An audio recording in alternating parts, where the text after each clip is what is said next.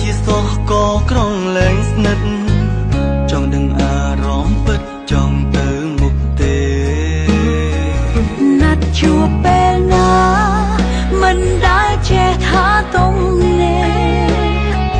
បើជាមួយគេមិនដែលឃើញបដិសេធសួរខ្លួនអូនវិញបើសិនចង់ដឹងមូលហេតុព្រោះតែបងឆ្អែតនៅក្បែរគ្នាមិនដែលត្រូវគ្នា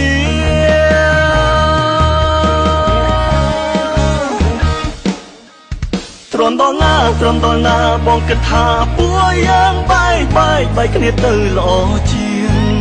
ជប់ផ្ញើសារប្រាប់ថានឹងពេលមិនភ្លៀងព្រោះយើងឡើងមានភាពរ៉ូមែនទិកហើយទ្រាំដល់ណាបើពួកយើងកាន់តែឆ្ងាយពីគ្នាទៅហើយបានហើយស្រឡាញ់គ្នាប៉ុននឹងបានហើយបើសិនហត់ហើយយើងសូមរកទៅ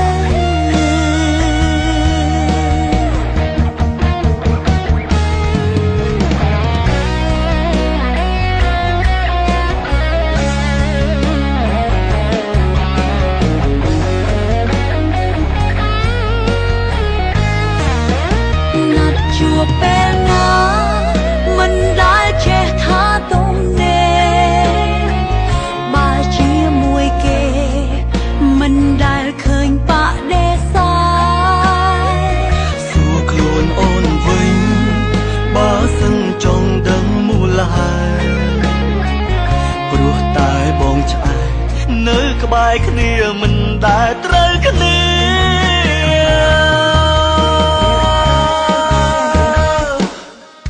ទ្រាំដល់ណាបងគិតថាពួកយើងបែកគ្នាទៅល្អជាងជប់ផ្ញើសារប្រាប់ថានឹងពេលមិនភ្លៀងព្រោះយើងឡើងមានភាពរ៉ូមែនទិកហើយទ្រាំដល់ណាបើពួកយើងកាន់តែឆ្ងាយពីគ្នាទៅហើយបានហើយស្រឡាញ់គ្នាប៉ុននឹងបានហើយបើសិនហត់ហើយ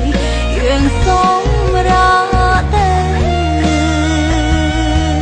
ទ្រាំដល់ណាបងគិតថាពួកយើងបែកគ្នាទៅល្អជា